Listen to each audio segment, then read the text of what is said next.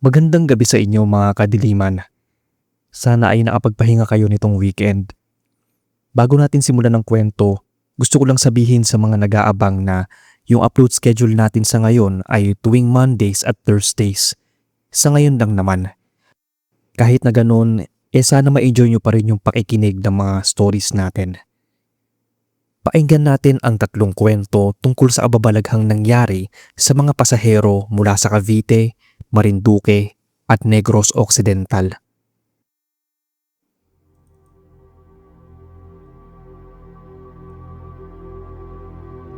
Magandang araw po, Sir Bob.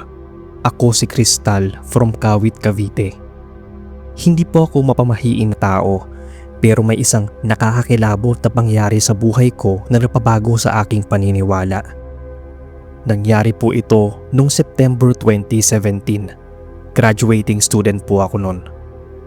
Inabot na ako ng madaling araw bago nakauwi dahil maraming tinatapos na projects. Nag-practice din kami para sa presentation namin para sa nalalapit na family day. Actually, ng araw na yon, sobrang bigat sa aking pairamdam. Tiniis ko lang dahil deadlines ng pasahan ng projects namin. Sa bahay ng kaklase namin kami nagstay. Nag-sleep over ako sa kanila dahil deadline na nga kinabukasan. After namin ay nagplano na sila kung saan gagala. Nag-aya na yung mga kaklase ko na tumambay muna kami sa Seaside MOA bago tuluyang umuwi. Umayaw na agad ako dahil pairamdam ko talaga noon ay parang lumulutang ako at ang bigat sa aking katawan. Hindi naman na nila ako napilit pa at pinasakay na ako sa taxi. Ngunit pagdating ko sa may bandang Casimiro ay biglang tumirik yung makina ng taxi yung sinasakyan ko. Kaya napilitan akong bumaba at lumipat na lang ng ibang masasakyan. Since madaling araw pa nung pauwi ako, kaya nahirapan akong maghagilap ng taxi na masasakyan. Na-steady lang ako sa pagtayo ko nun habang nakasandal sa isang poste. Siguro kung sasanggain ako sa kinatatayuan ko nun ay tiyak mabubuwal talaga ako. Ang tagal ko pa na nakasakay. Ramdam ko na yung pangangatog ng mga tuhod ko pero tiniis ko muna. Halos yung mga dumadaan na taxi, kung hindi may sakay ay bakante pa nga. Pero hindi naman ako hinihintuan kahit ilang beses akong pumara. Para bang natatakot sila na pasakayin ako. Naiiyak na nga ako sa hindi malamang dahilan. Kaya dahil nawala ng choice, sumakay ako ng jeep. Mas okay kasi kapag taxi lalo na kapag ganitong masama yung pairamdam ko. Pagtigil ng jeep ay naipag-unahan akong sumakay. Punong-puno na kasi yung jeep na nasakyan ko. Karamihan sa pasahero mukhang papasok sa trabaho o di kaya ay mamamalengke. Ang iba naman ay mga estudyanteng katulad ko na papasok pa lang. Naadagdag sa init ng nararamdaman ko yung siksikan sa loob. Napapikit na lang ako dahil sa sobrang pagkahilo. Hinayaan ko na ang daloy ng biyahe. Alam kong aabutin kami ng siyam-siyam bago maarating sa paroroonan. Ramdam ko na yung unti-unting nagbabaan na yung mga pasahero. Nanatili lang ako nakakapit pero alerto pa rin ang pandinig. Napilitan akong magdilat ng mga mata nang marinig ko yung mga reklamo ng mga pasahero. Nagagalit sila sa driver ng jeep kung bakit ibang ruta yung dinaanan namin. Karamihan sa pasahero ay bumaba. Bale, mga 5 na lang kaming natira. Nanatili pa rin ako sa aking pwesto. Tamad na tamad akong bumaba. Parang gusto ko na doon na lang humilata. Tinanong ako ng driver kung saan ako bababa. Sinagot ko naman siya sa tanong niya. Sinabihan niya ako na hindi na niya ako maibababa sa mismong babaan ko kahit na kaya niya. Kung gusto ko raw ay sumakay na lang ako ng ibang jeep. Pero wala na akong oras para maipagtalo. Tangulang ang naisagot ko. Nagsabi siya na hanggang sa ospital ng Kawit na lang siya at hindi na siya dediretso ng palengke kung saan ako dapat bababa. Sinagot ko naman siya ng, "Sige po manong."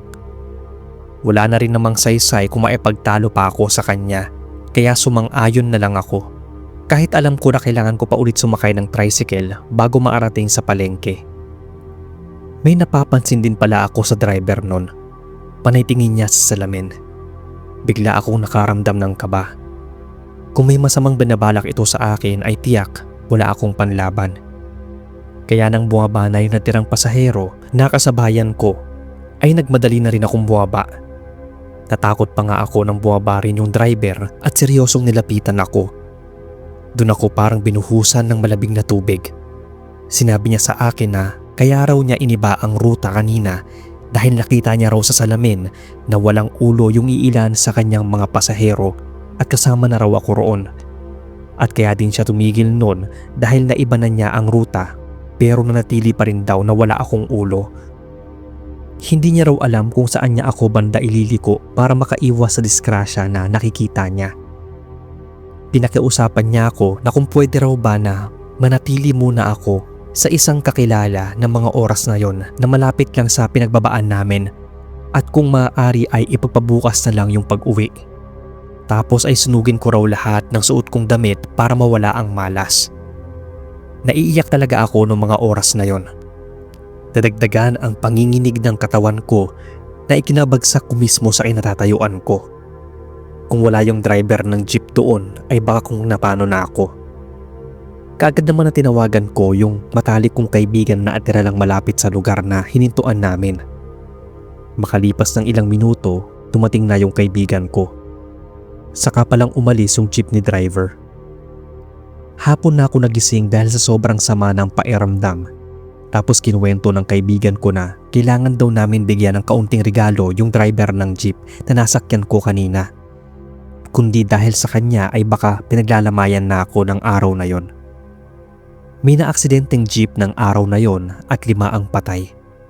Hindi ko alam ang mararamdaman ko noon pero malaki ang pasalamat ko kay Manong driver. Nagpadasal po talaga ako noon sa baklaran dahil sa nangyari. Kahit na sobrang tagal nang nangyari iyon sa akin, hanggang ngayon ay parang sariwa pa rin sa alaala ko. Hanggang dito na lang ang kwento ko, Sir Bob. Maraming salamat po at God bless.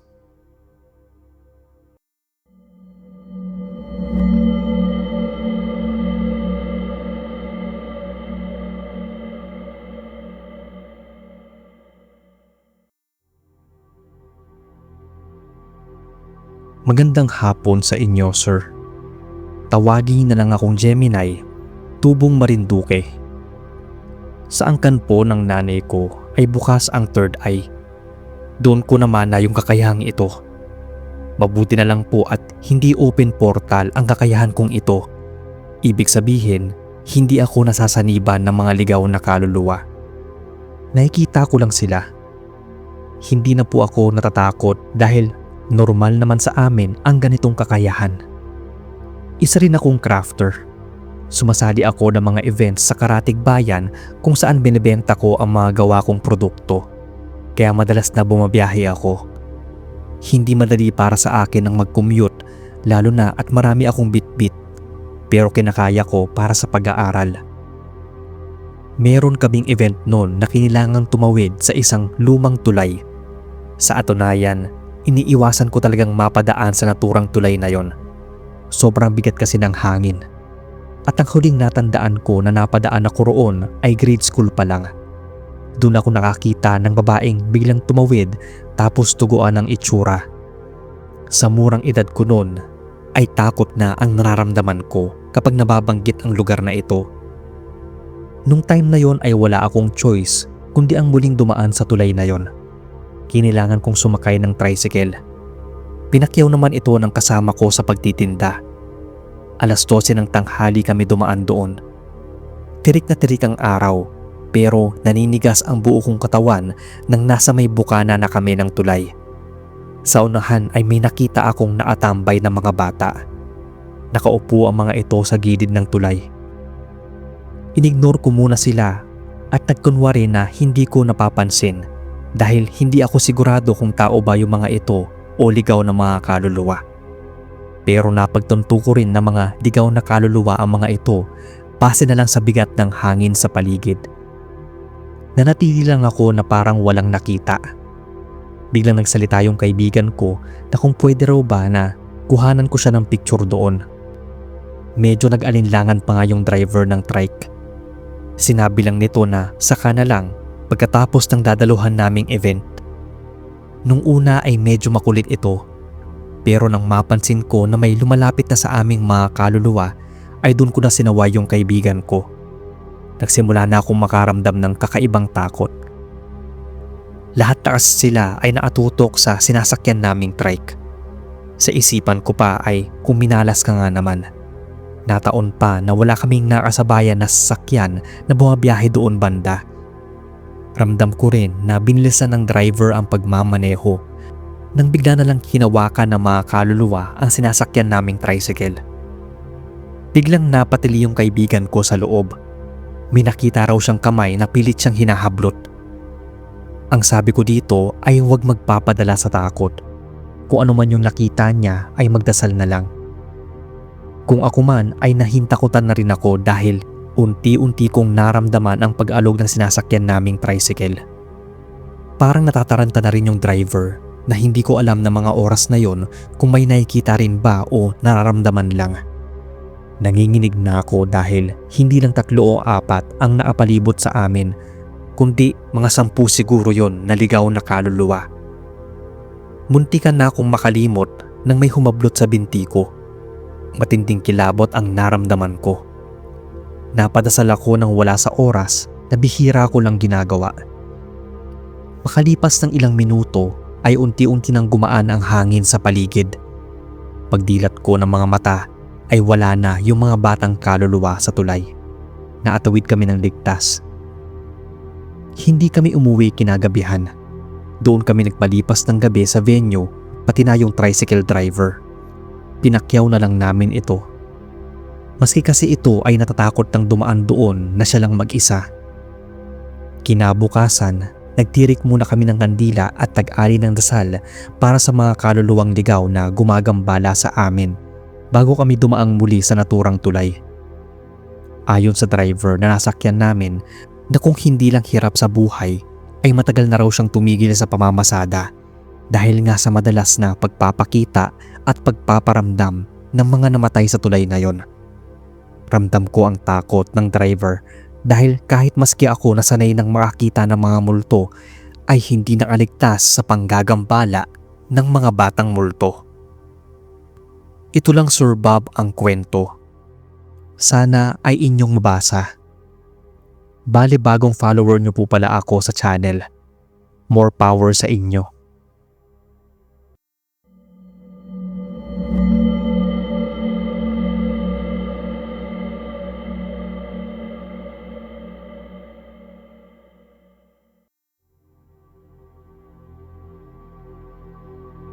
Magandang araw po Sir Bob at sa lahat. Tawagin na lang akong Marlon from Negros Occidental. Mahilig po ako makinig ng mga nakakakilabot at kababalaghan na kwento dahil na rin sa mismong na-experience ko. May naging karanasan po kasi ako na mahirap ipaliwanag ng siyensya. Ito rin yung naging dahilan kung bakit nakahiligan ko talaga ang pakikinig ng mga kwentong kababalaghan. Ganito po kasi yon. Bago ako graduate ay may kakaibang nangyari sa akin. Nag-OJT ako sa Karatig Bayan. Kinailangan kong sumakay ng bus bago maarating sa pinag-OJT-han ko. Balid mahigit 3 oras yung biyahe nun. First day ko, 3:00 pa lang ng madaling araw ay gumising na ako para maghanda pagpasok. 9:00 ng umaga yung pasok ko, kaya kailangan 5:00 pa lang ay nakaalis na ako. Excited din dahil first day ko nga at gusto ko rin na maapwesto sa harapan dahil hindi ko ba kabisa ang daan. Baka lumagpas ako at ayaw kong mangyari yon. Dapat ay maganda ang ekspresyon ng mga bisor ko unang araw pa lang ng OJT. Dulan na ako ng bus, puno agad, at naswertehan talaga na naupo ako sa bandang unahan. Swabe lang yung patakbo hanggang sa maarating kami sa parte na tatawid sa isang bahagi na puro naglalakihang mga puno. Bigla akong nakaramdam ng antok kaya umidlip na lang muna ako dahil malayo-layo pa naman mula sa kinaroroonan ko nung oras na yon ang kabilang bayan. Nabigla na lang ako nang makarinig ng malakas na busina. Ang lakas ng kabog ng dibdib ko noon kaya napamulat ako. Pagtingin ko sa daan, parang may napansin akong kakaiba sa paligid. Naalarma ako kasi iba na yung ruta na dinaanan ng sinasakyan kong bus. Imbis na palayan at bundok ang nadaanan namin ay nakahilera ang naglalakihang mga bahay na sa unang beses ko palang nakita. Wala kasing ganoon sa bahaging yon ng lugar namin. Kabado akong nag-iisip kung anong nangyari, kung bakit napunta kami sa lugar na yon. Dahan-dahan pa akong lumingon. Normal lang naman yung mukha ng mga pasaherong nakaupo sa sinasakyan kong bus, maliban na lang sa kulay ng mga buhok ng mga pasahero. Kulay blonde na ipinagtaka ko. Biglang sumakit yung ulo ko sa nakita. Iniisip ko kung paano kami napunta sa lugar na yon at hindi naman ako na-inform na may color coding pala yung kulay ng buhok ng mga pasahero. At ang mas lalong ikinagulat ko ay nang makita ko sa salamin na ganun din yung kulay ng buhok ko. Nagsimula na namang lumakas yung kabog ng dibdib ko.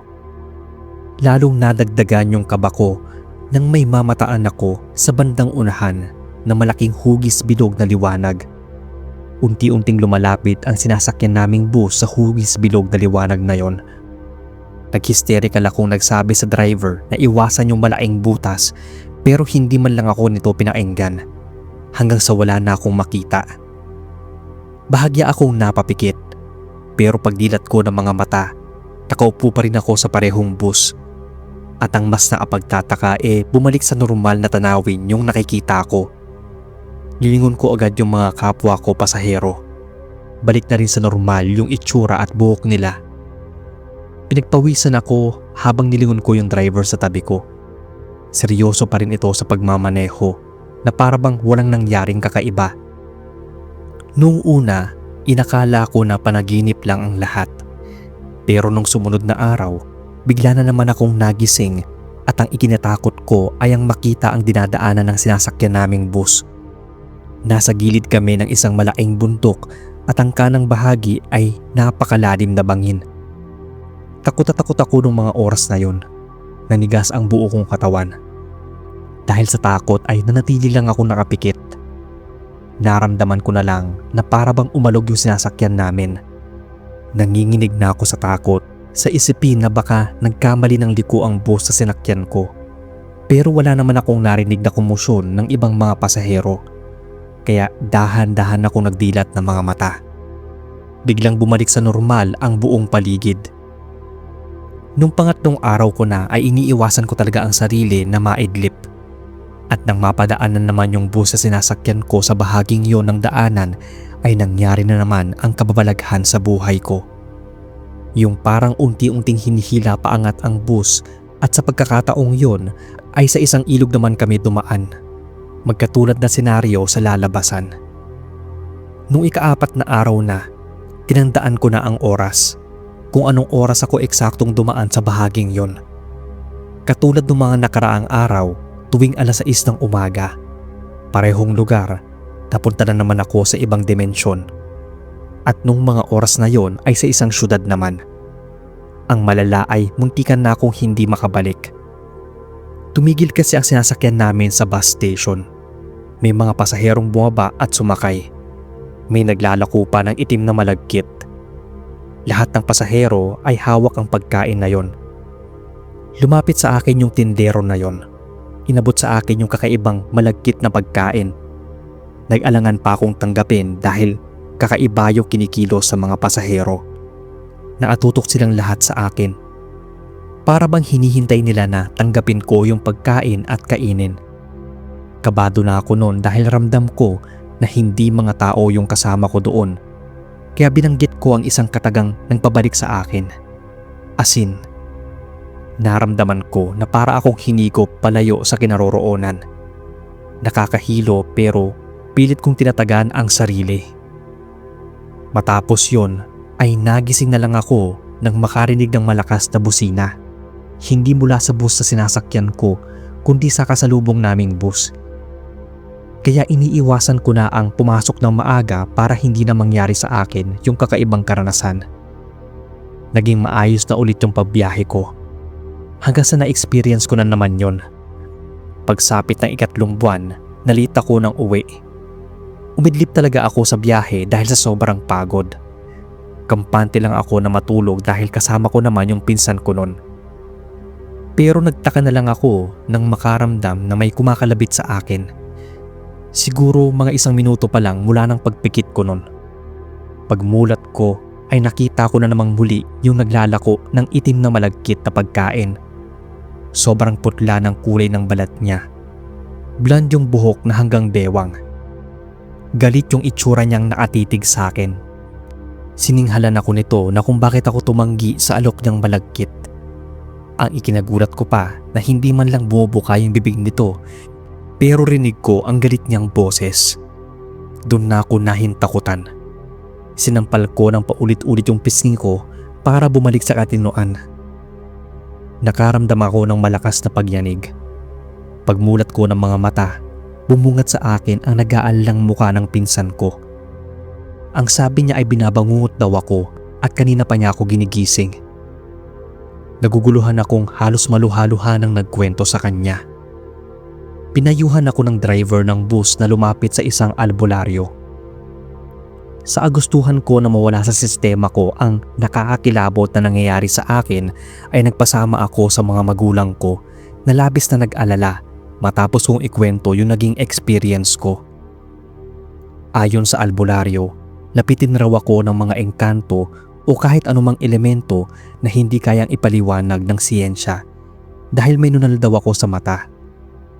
Binigyan niya ako ng pangontra para hindi na muling maabalik sa lagusan ng mga engkanto.